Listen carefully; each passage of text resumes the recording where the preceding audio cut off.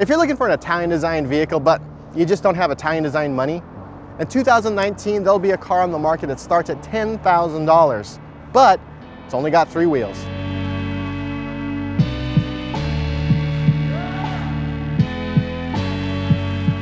Typically, when you think of a low-cost electric vehicle that, well, also only has 3 tires, you're expecting to see something hokey or, well, just not pretty at all.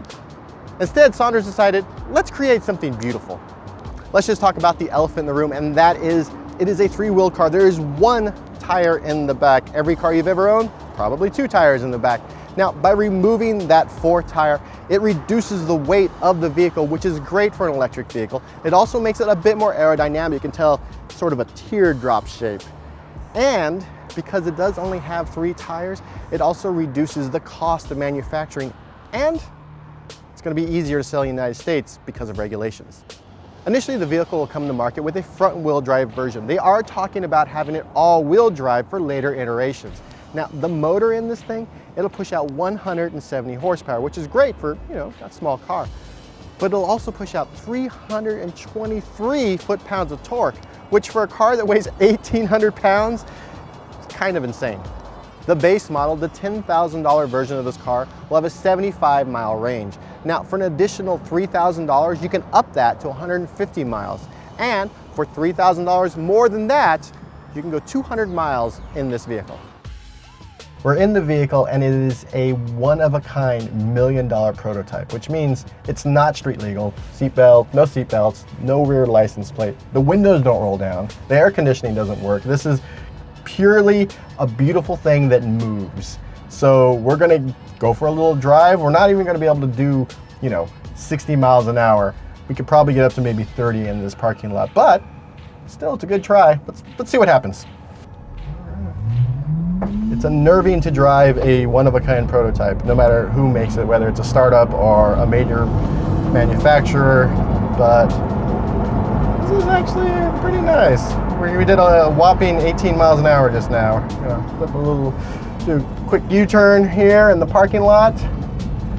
Cornering seems to be okay. Again, prototype vehicle, not gonna get too much information about what the production vehicle is gonna be like when they give it to us, but I don't know, if they made the seats a little lower though. I'm a little tall for this car.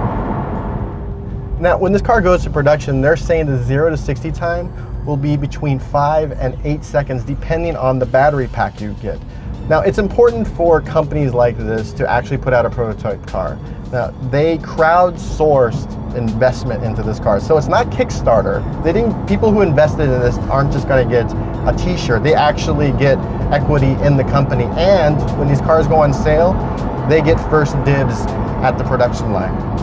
Like your typical EV, it'll have charging you can do from home, you can do 240 charging, and it'll have regenerative braking. So all those little check boxes, they're ticked. While 3 wheels does reduce the cost and the manufacturing and the weight and all those things, it does bring up another sort of weird issue, is that the center of the road everywhere, well, let's just say everyone's car has been dropping oil on the center of the road everywhere.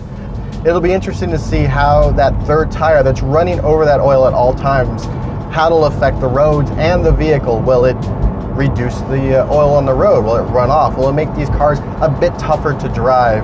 It'll, when we have 3-wheel cars on the road, we'll have to wait and see.